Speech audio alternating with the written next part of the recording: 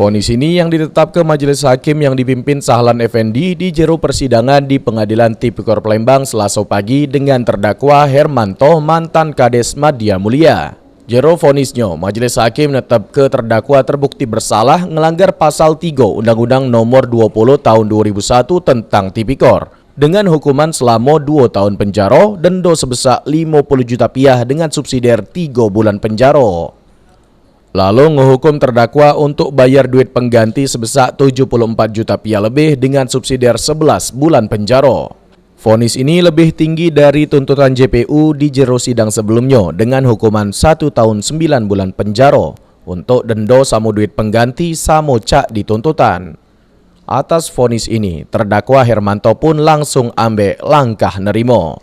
Sri Febriandi, PAL TV.